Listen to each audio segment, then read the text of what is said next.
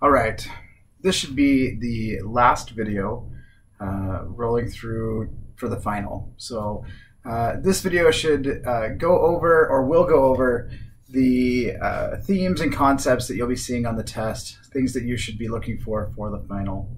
I'll make it brief because I know that this isn't, you don't want to go too in depth with this. We don't want to go over 10 minutes, but I do want to cover a couple of maybe hypothetical questions that may be on the final coming up next week, or this week rather. So one, I'd like to make sure that you have an understanding of conformist culture, and maybe, not maybe, but some ideas of youth culture as well. Really the idea of conformist culture comes out of World War II, and things are going so great, and that you have all of these people starting to buy homes in places like Levittown, where all the homes are the same, you're all buying the same cars, and this idea of conformist culture, which then leads to really youth rebellion, and the youth starting to look towards rock and roll, artists like Jackson Pollock or Jack Kerouac, in people who are writing during this time. I would try and have a way that you could bring those together. Really the idea of conformist culture, what led to it, and then how that leads into the youth rebellion or youth rebellious culture after that, a youth culture. Maybe give some ideas of why they're different, but how they're the same as well. I'd like you to understand the Johnson's Great Society. Really explain what happened and what's pushing for these reforms, but what reforms there are. Just briefly, if I were to run through some of those reforms: he declared war on poverty, wanted to expand the welfare, he wanted to create Medicare and Medicaid system, more grants for college students, and racial quotas for immigrants. Okay, there's going to be increased taxes for these things, which is why it doesn't pass. But also, he doesn't have a majority, and so he can't get these things passed as well. Okay, if I were looking at another question, I would definitely take a look at the civil rights movement. We've spent a lot of time this term, partially due to my interest in civil rights, but the civil rights movement and where that comes, how that works through. What I'd like you to be able to do is explain really the civil rights movement, explain what the civil rights movement is, but then explain what movements come out of the civil rights movement as well.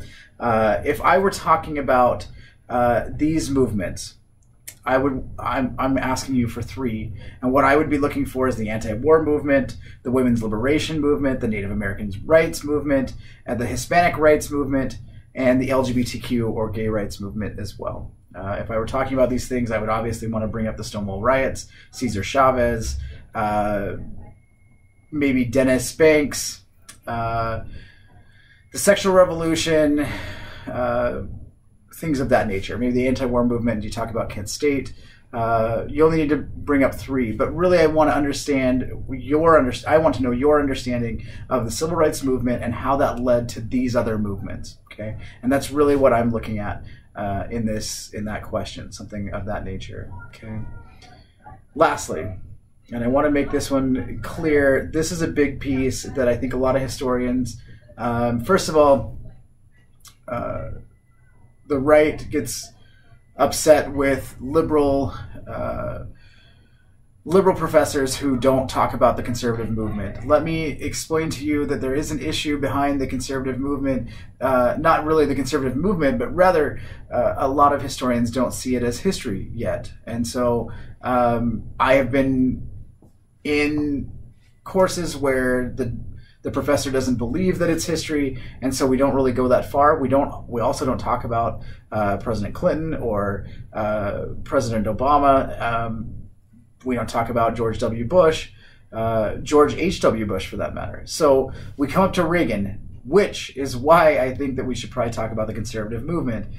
This is why I think that if we're pushing, we need to understand the conservative movement and what comes out of that. If I were answering a question about the conservative movement, I would want to explain how these protest movements or these other movements that happened during the 60s and 70s, how that pushes Americans to really push back against those movements.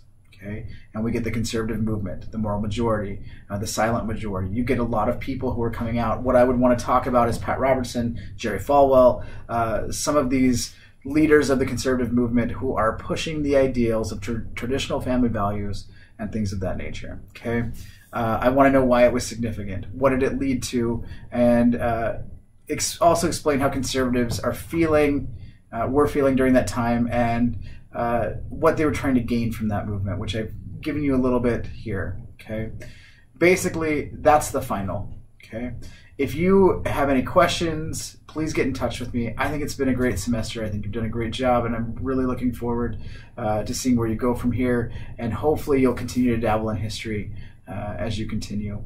If you have any questions, reach out to me. I will be here all week, this week and next week. You can get a hold of me, or you can email me. If you have any questions about anything, let me know. Otherwise, it's been a great semester, and I look forward to seeing things in the future. We'll talk to you later. Bye.